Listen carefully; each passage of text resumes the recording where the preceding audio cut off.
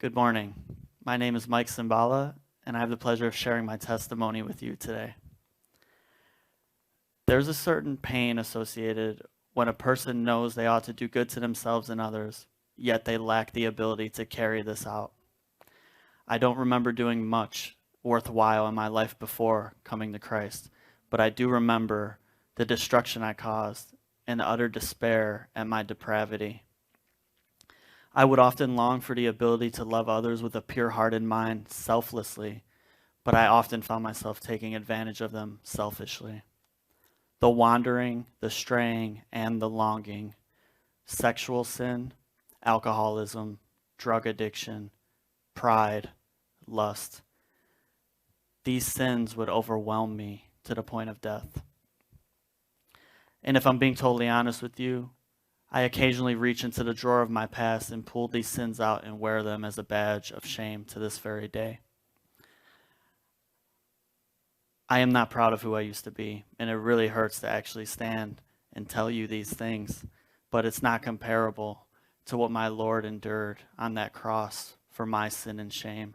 That will forever be my most embarrassing moment, because I know without that, I would not be free.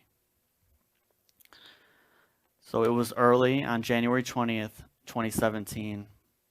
It was my birthday, and I wanted to get high because of that fact. Shortly after I had smoked, I became overwhelmed with fear and dread. But this was not the result of the psychoactive substance that I had smoked. This was different. My heart pounds in my chest. The terror of death assaults me. Fear and trembling overwhelm me, and I can't stop shaking. The psalmist in Psalm 55 expresses my horror exactly. I was at my dining room table, yet somehow I was also on the brink of the fires of hell. My decision, Lord, save me. Don't leave me here in my sin. Tell me what to do. A painful process of clinging to what the Lord revealed to me as he instantly and gradually pulled me out of the pit of despair and destruction that I had made.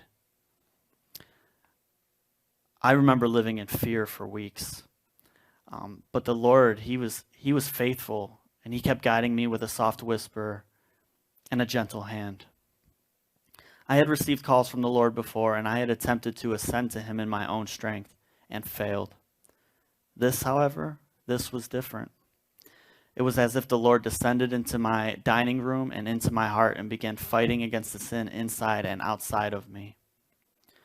I wept when I first saw myself and who I truly was for the first time. I was a wretch, poor, pitiful, blind, and naked. Acceptance, Lord, I can't live without you.